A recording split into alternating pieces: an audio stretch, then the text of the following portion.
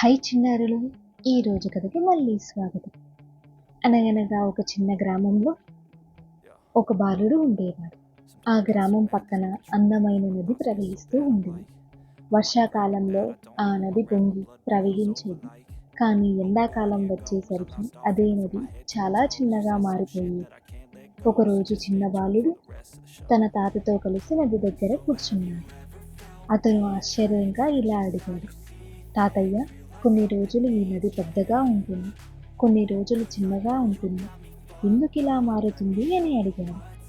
తాతయ్య మెల్లగా నవ్వి, ఆ నది వైపు చూడు అని అన్నాడు.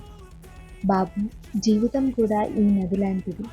కొన్ని రోజులు సంతోషంతో నిండుతుంది, కొన్ని రోజులు ప్రశాంతంగా నిశ్శబ్దంగా ఉంటుంది. కానీ ఈ ఒక్క విషయం మాత్రం మారదు, అది ముందుకు ప్రవహించడాన్ని ఎప్పుడూ ఆపదు. ఆ మాటలు విన్న బాలుడు నదిని మరోసారి చూశాడు. కావున పిల్లలు, జీవితం ఎప్పుడూ ఒకేలా ఉండదు, కానీ ముందుకు సాగడం మాత్రం ఆపకూడదు.